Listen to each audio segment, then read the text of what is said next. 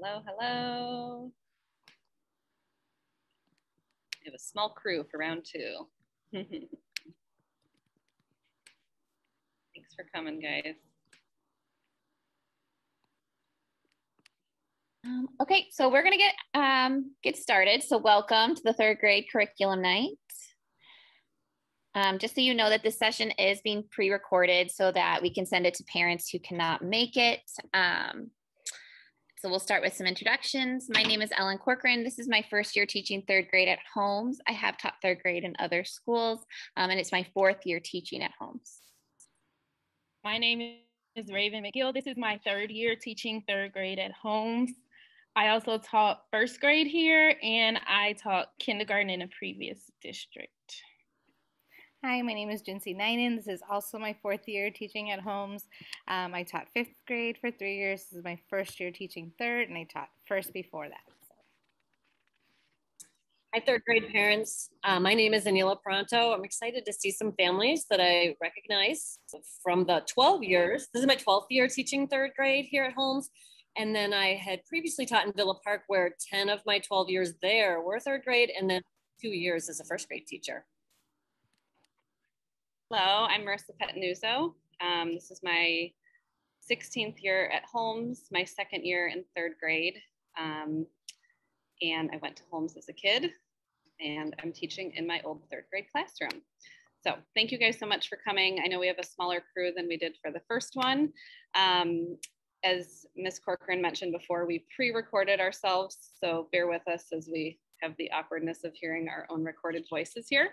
But if at through any point throughout the presentation you have any questions, feel free to hop in the chat and just let us know, and we will try our best to answer them towards the end. And if we are unable to answer, we will, your child's homeroom teacher will reach out to you.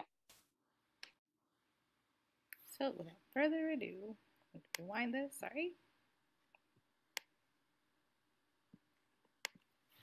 This slide reviews what we will be discussing tonight.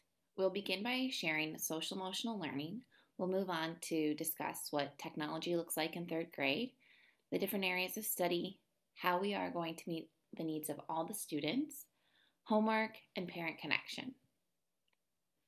Social emotional learning is incorporated throughout the third graders' day. Every morning we begin with the morning meeting, which is composed of 4 different parts: a greeting, a share, an activity, and a message. This is a great community builder, a way of us getting to know one another and trusting one another. We are a Leader in Me school, so you can see listed the 7 habits of an effective leader. We commonly use this language when we're discussing positive work habits and working with one another. We also have leadership binders that kind of track our progress. We set goals and show different action steps in attaining that goal. So you might hear your child come home using some of this language and discussing their WIG, or their wildly important goal. Every Wednesday we participate in Second Step. This has been going on since your child started kindergarten, but basically they are purposeful lessons going over some of the social emotional tools to help regulate emotions, help problem solve. PBIS is a way for us to set the expectations and review procedures to help the students learn in a respectful and safe environment.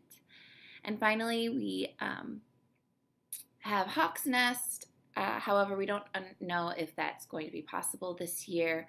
But for those of you that are unaware of what Hawk's Nest is, it's basically a time when students across all grade levels come together and build a smaller community within the school. So you might have kindergartners through 5th grade with assigned to one teacher, completing different activities and getting to know one another.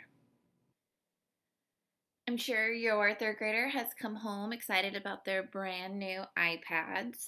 For the past couple of days, we have been going through a iPad boot camp, and this boot camp reviews how to take care of their iPads, such as closing down the apps when they're not using them, restarting their iPad once a week, how to keep their iPad safe from any damage.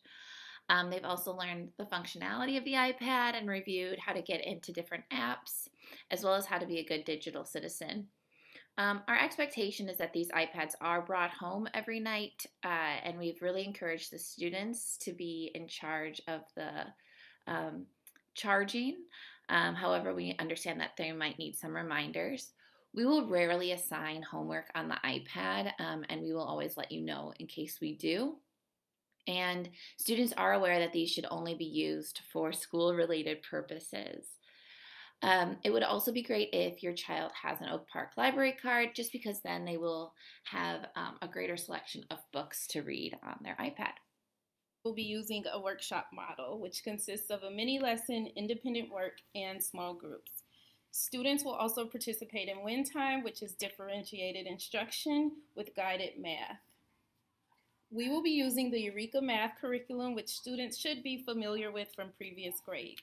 We will cover the following standards: operations in algebraic thinking, which is multiplication and division within 100. Students will solve word problems and also understand the relationship between multiplication and division. Numbers and operations in base 10, where students will use place value to perform multi-digit arithmetic. We will cover fractions. We will cover measurement and data, where students will solve problems involving measurement and data, and geometry, where students will reason with shapes and their attributes. This year, students are going to be spending time daily practicing and learning math facts. We will be using a program called Rocket Math. Rocket Math builds fact fluency by allowing students to learn their math facts in a systematic way. You can help your child progress and learn faster by practicing at home. Each day, students will come home with their Rocket Math folder and work on their current sheet for about 5 minutes. They will need the assistance of a family member. Students should follow the procedures that they have been taught in class. Students will be able to take ownership of their learning by using choice boards. Choice boards allow students to choose how they will practice concepts. Choice boards increase motivation and cater to different learning styles. Students will use choice boards when they finish assignments for enrichment, and students will use choice boards in most subject areas. Social studies and science will be incorporated into our Wednesday schedule as project-based learning and STEAM projects. In social studies, the topics we will cover include geography, history, government, economics, and civics. We will also be incorporating the district's diversity standards as part of our social studies curriculum and morning meetings. In science, topics covered will include physical science, earth science, and life science. Specifically, these will include motion of matter, water and climate, and structures of life, including the life cycle, food chain, and other aspects of living systems. Students will engage in inquiry-based experiments and projects where they will be able to identify a problem and come up with ways they would solve it. Project-based learning is a student-centered pedagogy that involves a dynamic classroom approach, in which it's believed that students acquire a deeper knowledge through active exploration of real-world challenges and problems. These projects are catered to individual students' interests, hobbies, and curiosities. Our first project will begin with our family unit, where students will understand and appreciate their individual cultures and traditions in their families, as well as the traditions and cultures of their peers. These projects will also cover speaking and listening standards, as students will practice and present their findings to the class. Third grade readers focus on 4 main units of study throughout the year.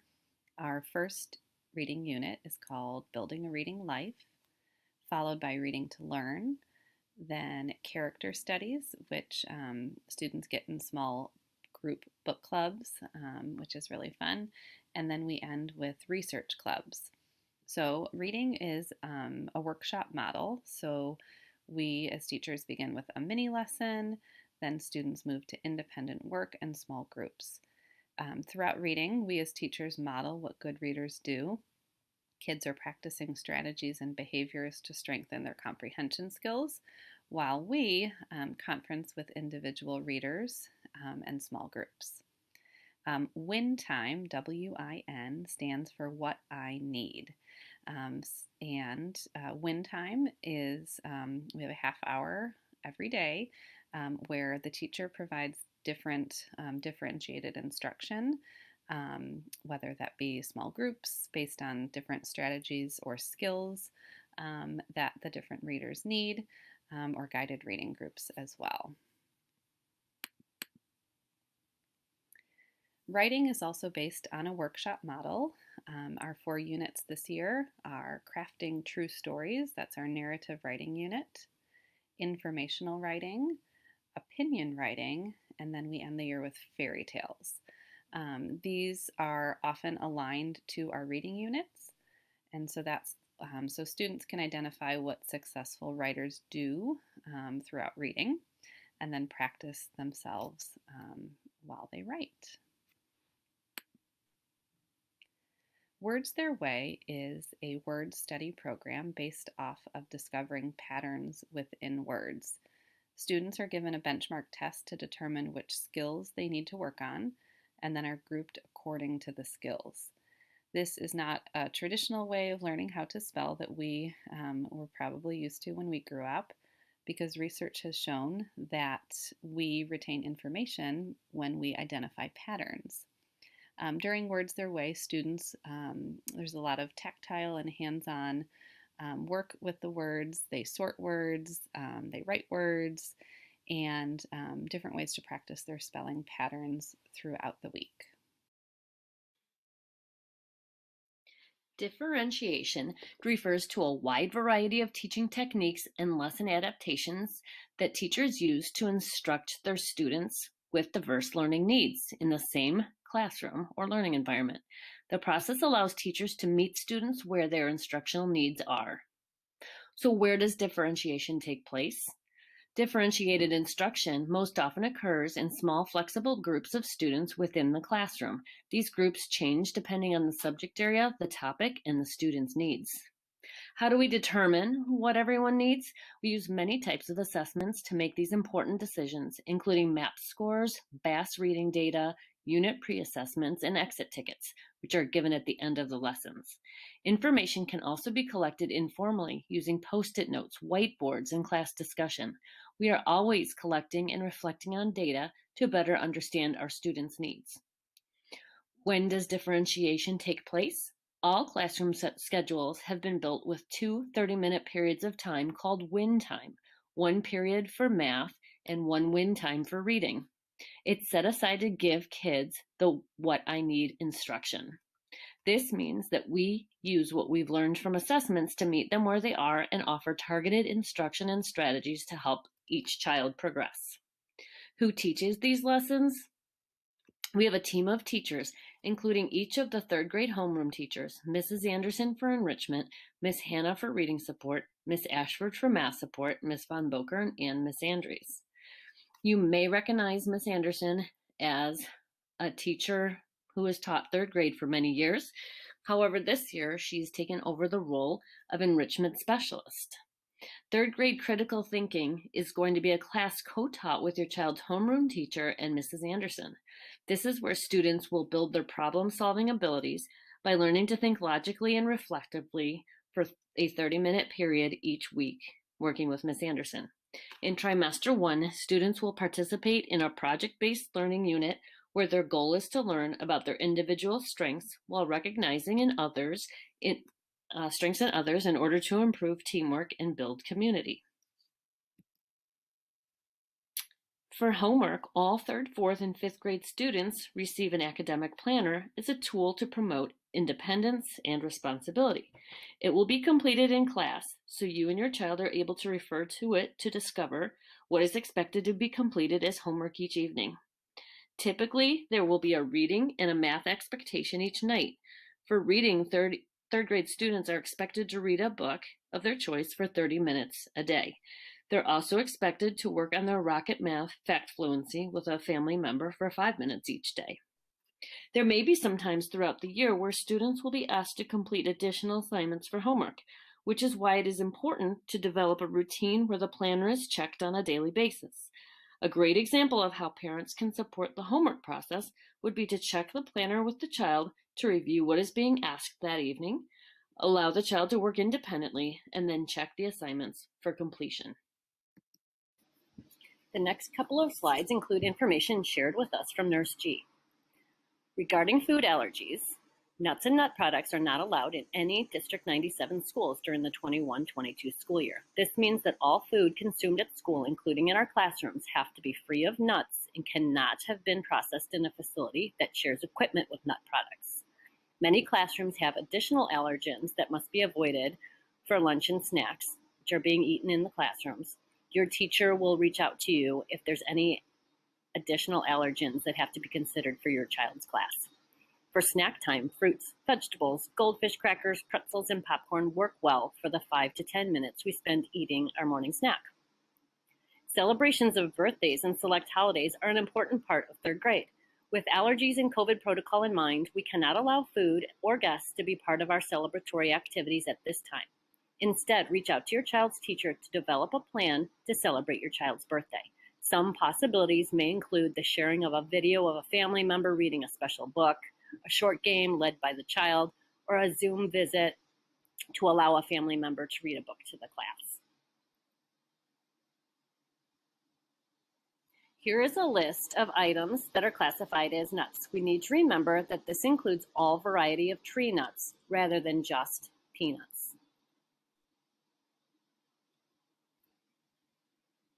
This slide reminds us that Nurse G must have a doctor's note and parent's authorization form in order to allow her to dispense any medications during the school day. This includes over-the-counter medications such as cough drops and sore throat lozenges. Children are not allowed to take those out of their backpacks and take them themselves. That has to come through Nurse G. Please reach out to Nurse G with any questions or concerns.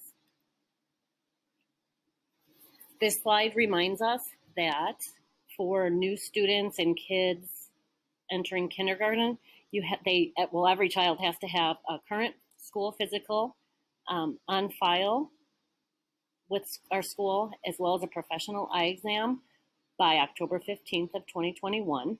Dental examinations are also required, but those are not due until May 15th of 2022. All of this information and questions about this information should be directed to Nurse G. Keeping the line of communication open between teachers and parents is an important way to work as a team to support your child's learning. Email is the best way to reach out to us. You will receive a response of some sort within a 24-hour window of time during the school week. Please realize that we're often unable to check email during the day while we are with children. Additionally, we realize that dismissal plans can change during the day. For the safety of our third graders, please send any notice of these changes to Lori Krickow in the office. There is a very good chance that emails that are sent only to the teacher won't be received in time to share with the kids. This can cause confusion and fear for us, you, and the kids. Ms. Krickow makes sure to send messages to our classrooms before the end of each school day. We will send a weekly message through email, including a third grade newsletter, to keep families updated on what we've been learning in the classroom, as well as upcoming dates and activities. Finally, if your child is going to be absent from school, please email your child's classroom teacher and the attendance office using the email address you see on this slide. Another option would be to call the attendance number also listed on this slide.